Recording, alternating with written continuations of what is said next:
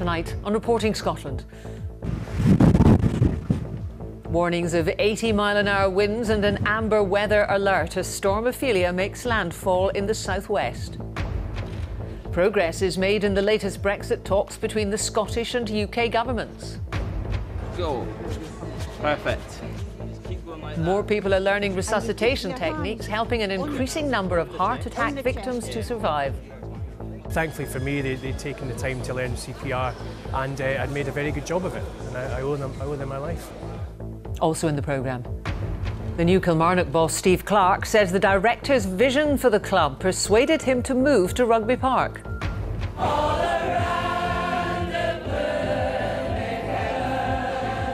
And how music is at the centre of Paisley's bid to become the UK City of Culture in 2021.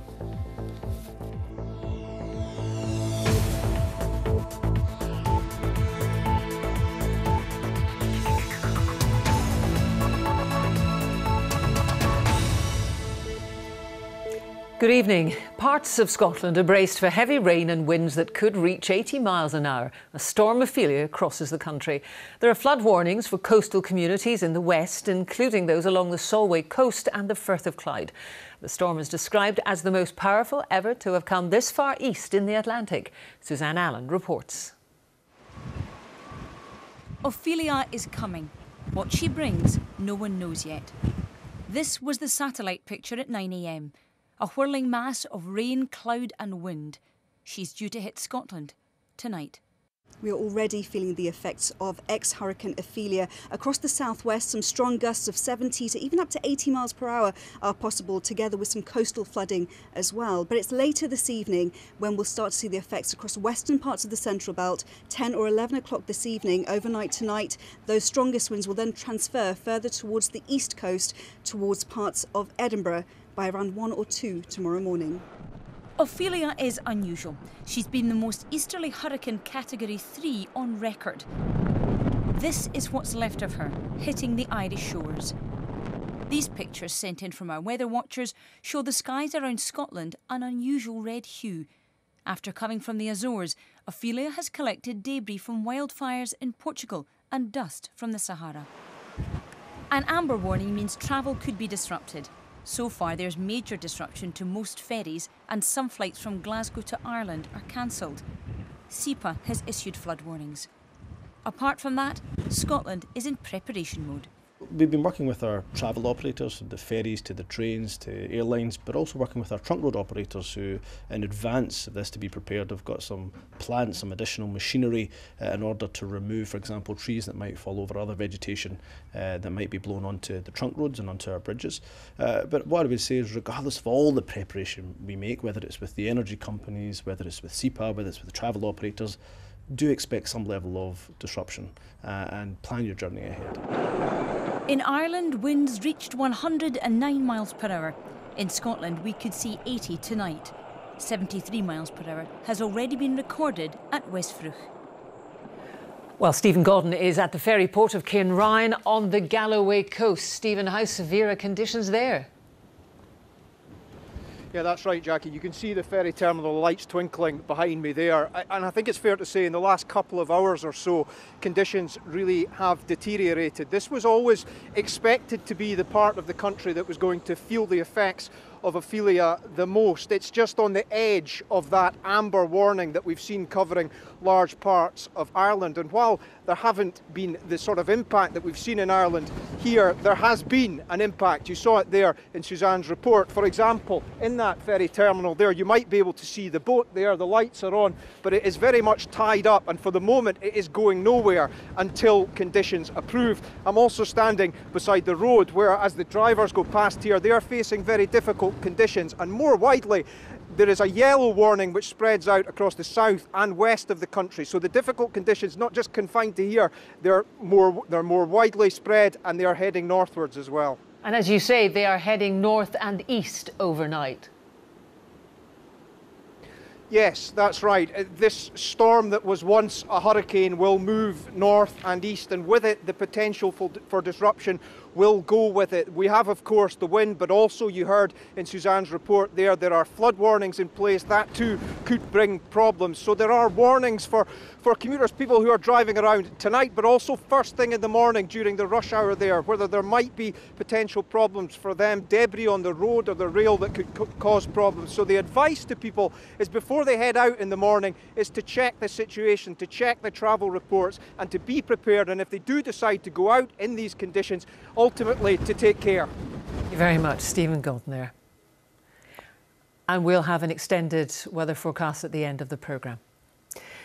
The UK and Scottish governments say progress has been made following the latest rounds of Brexit talks in London. Both sides say agreement has been reached in what they describe as the principles to underpin the repatriation of powers when the UK leaves the EU. But big differences still exist. Our Westminster correspondent David Porter has been following the talks in Whitehall.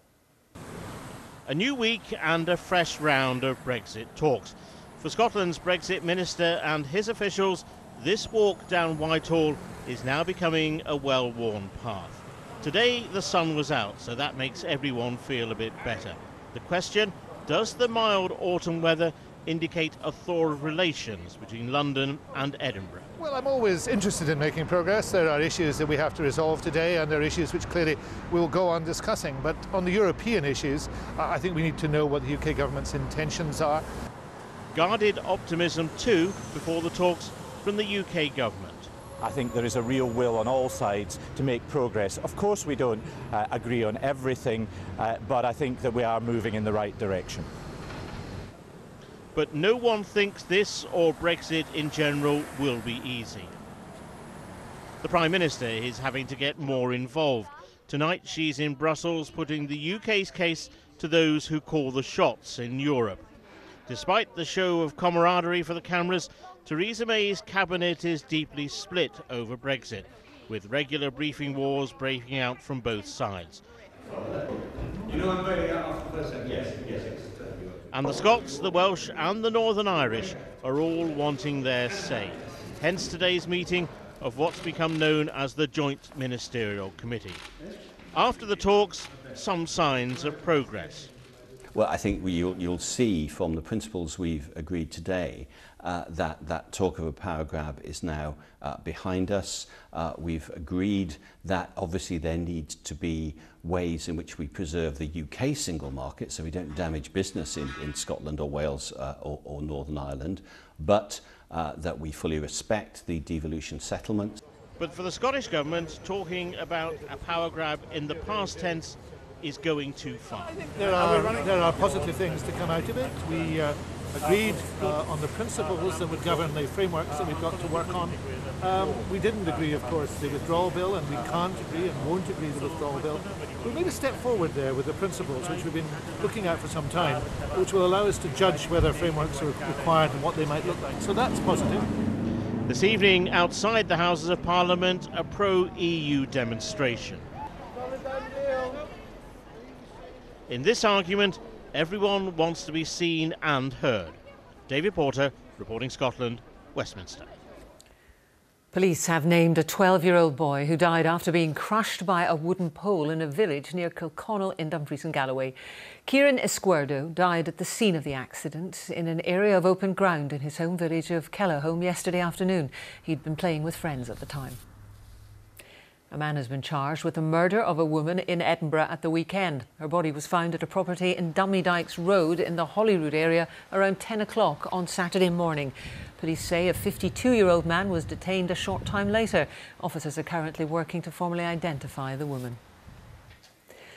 A court has heard a grandmother began screaming when she feared her toddler granddaughter was dying. Sadia Ahmed was giving evidence in the trial of her daughter-in-law, Sadia, who denies murdering her 14-month-old baby in April last year. Our Home Affairs correspondent, Rival Alderson, reports.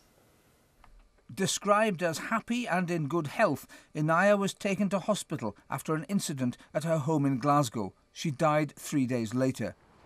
Giving evidence through an interpreter, Inaya's grandmother, Noor Ahmed, recalled the incident at the family home. She said Inaya's mother came down with the baby's head on her shoulder.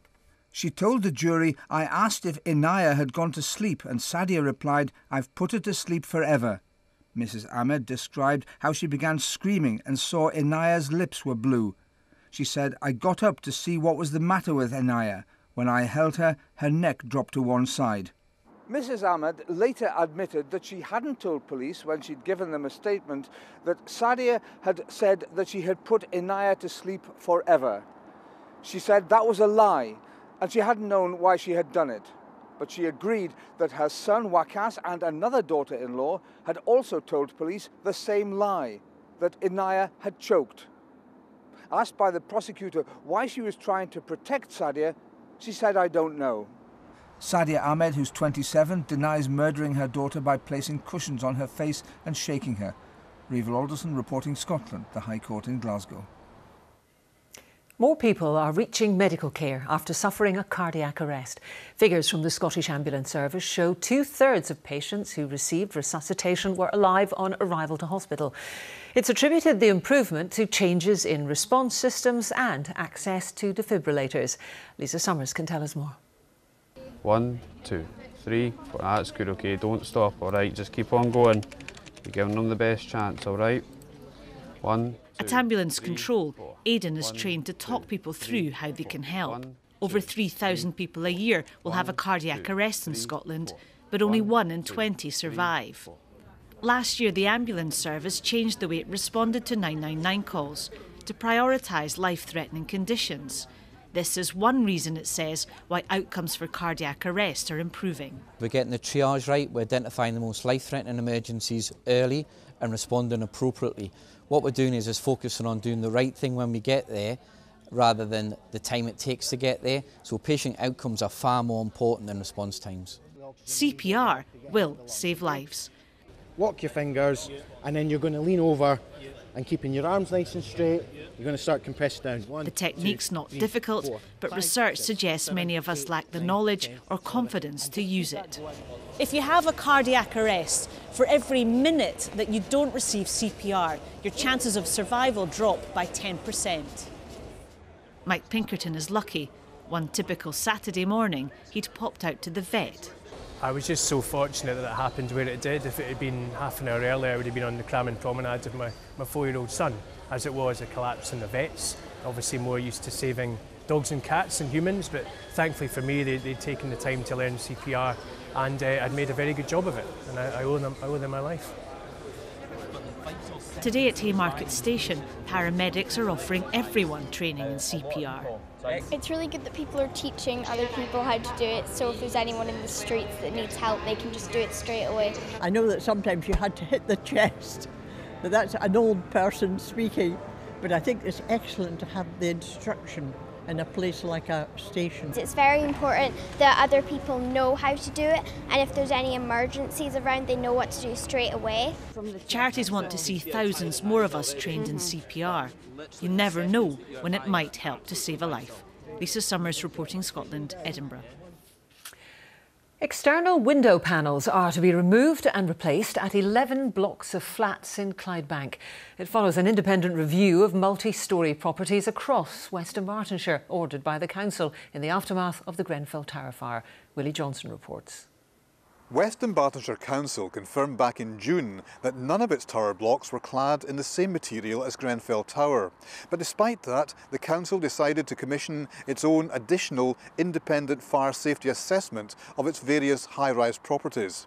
And it's that review that's led to this recommendation to remove and replace panels from beneath the windows at 11 tower blocks across Clydebank, 5 at Dolmuir, 5 here at North Drumry and 1 at Kilbowie.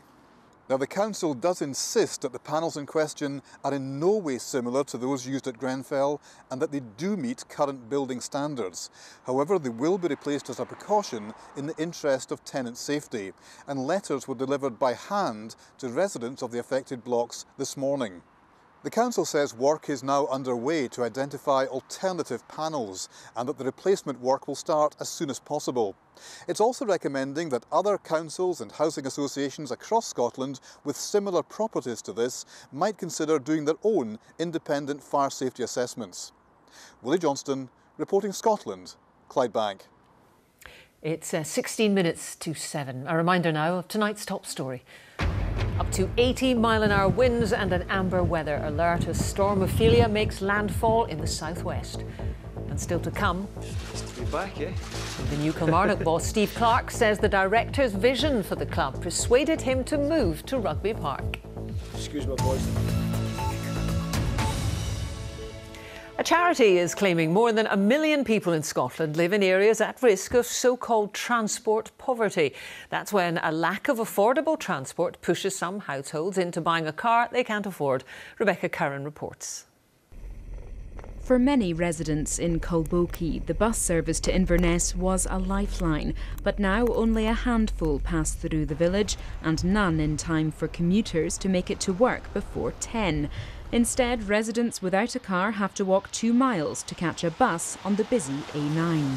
If you want to go out with kind of 10 till 2 o'clock, you have to go to the A9 and flag down a bus. Now, basically, if you're well able to walk, that's absolutely fine. If you have any kind of issues, mobility issues, if you're elderly, if you've got a young family, you're not able to do that.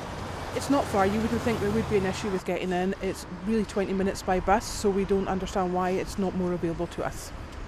Sustrans, a sustainable transport charity, says the problem isn't unique. It's claimed more than 1 million people in Scotland live in areas at risk of so-called transport poverty. That's when a lack of affordable transport pushes some households into buying a car, which they can't afford. People are said to be at risk when there's a lack of affordable options to get to work or access essential services. The charity found the Highlands has the highest percentage of so-called high-risk areas at 11%, followed closely by Fife at 9% and Dumfries and Galloway at 8%. East Ayrshire, North Lanarkshire and Aberdeenshire are also identified as high-risk areas, all at 6%. We really thought we'd be looking at an issue in rural Scotland, but what we found was that in small towns in the central belt of Scotland and in rural Scotland, towns that are classed as accessible, we have the greatest problem, and that tends to be that a lot of the essential services have been removed from a town or a suburb and relocated in a bigger town nearby, and very often the transport links can be really infrequent and difficult. Transport Scotland says the Scottish Government supports sustainable transport and encourages the use of bus, rail and new technologies like low-carbon vehicles. Rebecca Curran reporting Scotland. As European Commission President Jean-Claude Juncker sits down to dinner with Theresa May in Brussels tonight, one of his commissioners, Carlos Moedas, is in Edinburgh, and he's been speaking to our political correspondent Glenn Campbell. So, Glenn, what's he been saying? Well, Commissioner Moedas is addressing the Royal Society of Edinburgh as we speak, and as Commissioner for Research, Science and Innovation, he's actually responsible for funding quite a lot of important projects in Scotland. Everything from Scottish scientists looking into gravitational waves to a Scottish company practically applying the science that makes it possible to turn tidal power into electricity. And although the UK is a net financial contributor to the EU, when it comes to science, it, and in particular Scotland, get more out in cash terms than is put in. And of course, there's a great deal of uncertainty as to what will happen with these programmes when Brexit takes effect. And tonight, of course, there is deadlock between the UK and the EU.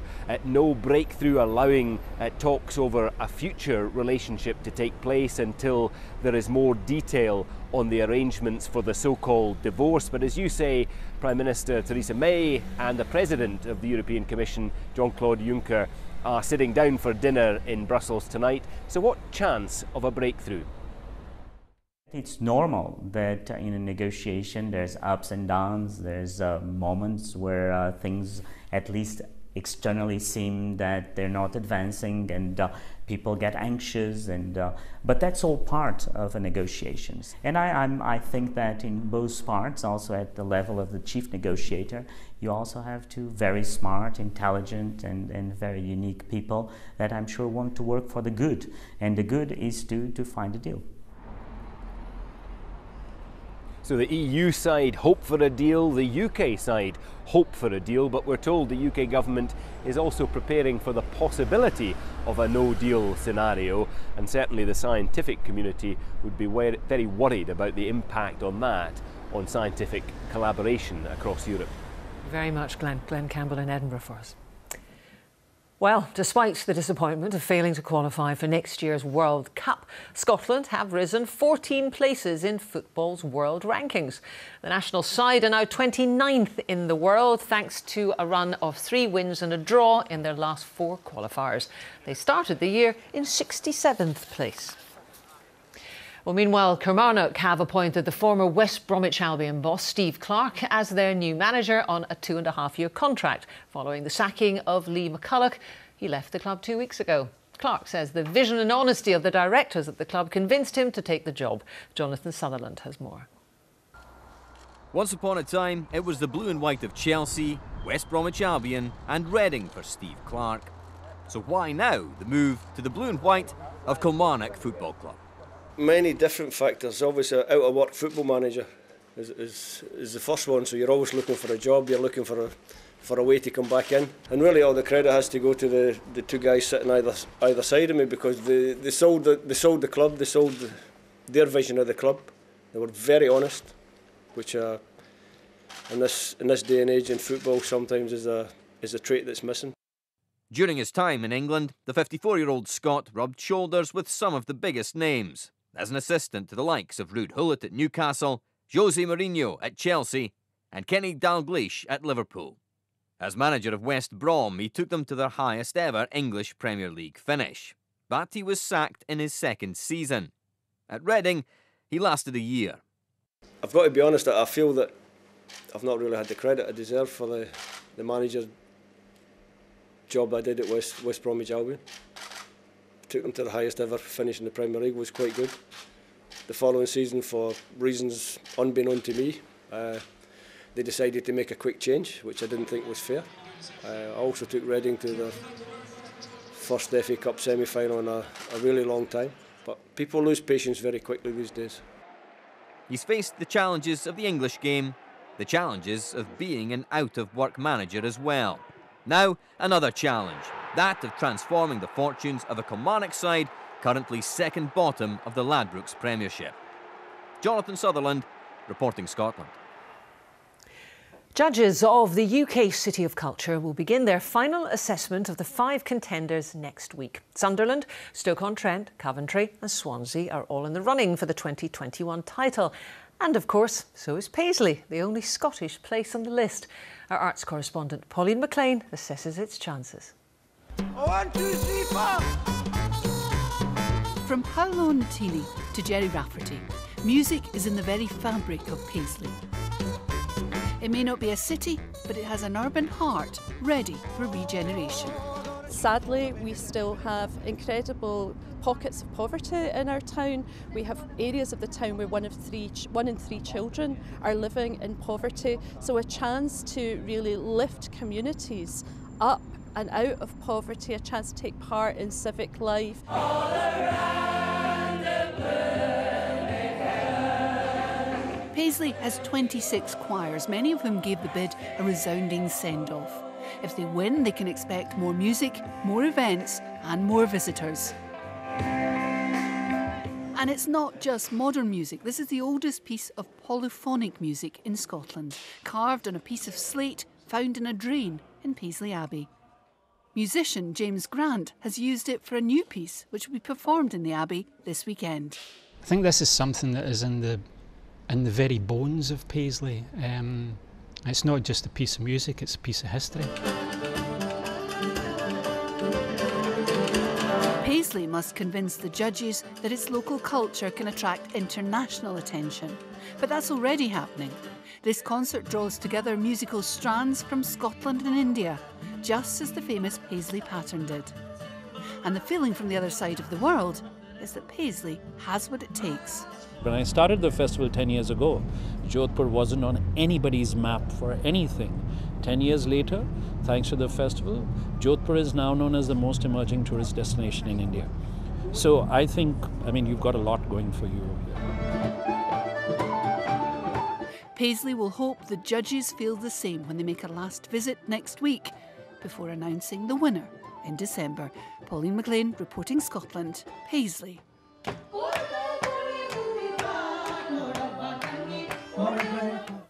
Well, now let's get the weather forecast from Calder.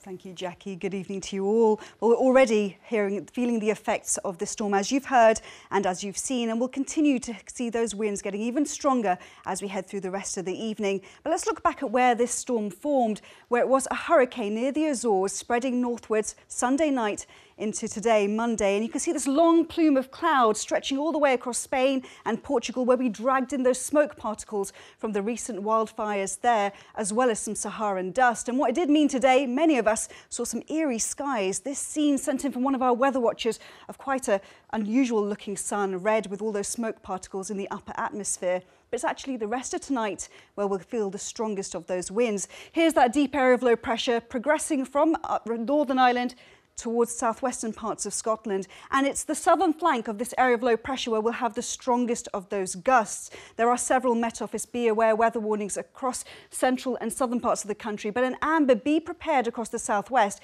Here we could have gusts of up to 80 miles per hour. Already we're gusting over 70 miles per hour here across parts of the southwest coast into the Winds of Galloway as well. And for the rest of tonight, those strongest gusts will then transfer across towards the central belt by about 10 or 11 o'clock this evening across Glasgow, and then later in the night further towards eastern parts of the central belt. But what does that mean for us? Well, there is the risk of some flying debris because of these gusts, maybe some tiles being blown off the roofs, as well as some branches being blown down overnight.